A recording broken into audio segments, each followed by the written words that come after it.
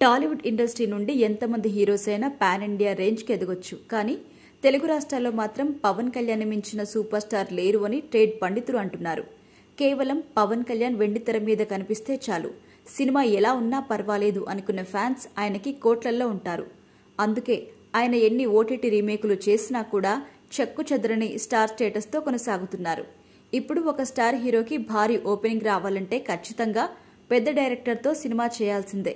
కానీ పవన్ కళ్యాణ్ విషయంలో అలా కాదు. ఆయన చాలా తేలికగా ఎప్పటి నుండో ఓటీటీలో స్ట్రీమింగ్ అవుతున్న సినిమాలను రీమేక్ చేసుకొచ్చి ఎవరికీ సాధ్యం కాని ఓపెనింగ్స్ వసూలు రాబడుతూ ఉంటాడు. అందుకే ఆయన్ని ట్రేడ్ పండితులు పవర్ స్టార్ అని పిలుస్తూ ఉంటారు. కేవలం సామాన్యుల్లో మాత్రమే కాదు, సినీ సెలబ్రిటీల్లో కూడా పవన్ కళ్యాణ్కి ఫ్యాన్స్ విపరీతంగా ఉంటారు. వారిలో దర్శకధీరుడు రాజమౌళి కూడా ఒకరు. ఈయన ఖుషి సినిమా సమయంలో పవన్ కళ్యాణ్కి వీరాభిమాని అని గతంలో ఒక ప్రముఖ న్యూస్ ఛానల్కి ఇచ్చిన ఇంటర్వ్యూలో తెలిపారు. ఇక సోషల్ మీడియాలో కూడా ఫ్యాన్స్ అదే గుర్తు చేస్తున్నారు ఇప్పుడు. అంతేకాకుండా రాజమౌళి గబ్బర్ సింగ్ సినిమా టికెట్స్ కోసం క్యూ లైన్లో నిలిచిన ఒక ఫోటోని కూడా సోషల్ మీడియాలో అప్లోడ్ చేశారు ఫ్యాన్స్.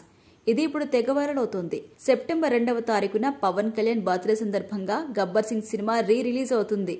ఆ టికెట్స్ కోసం రాజమౌళి క్యూ లైన్లో నిల్చున్నాడని మీరు అనుకోవచ్చు. కానీ అది లేటెస్ట్ ఫోటో మాత్రం కాదు, 2012 నాటిది.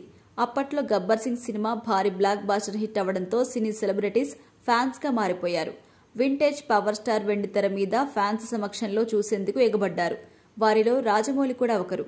ఇక ఈ ఫోటోని ఇప్పుడు ఫ్యాన్స్ సోషల్ మీడియాలో తెగ అప్లోడ్ చేస్తూ ప్రపంచానికి మన తెలుగు సినిమా సత్తా చాటిన రాజమౌళి కూడా గబ్బర్ సింగ్ సినిమా టికెట్స్ కోసం క్యూ లైన్లో నిల్చున్నాడు, అది మా రేంజ్ అంటూ పోస్టులు పెడుతున్నారు.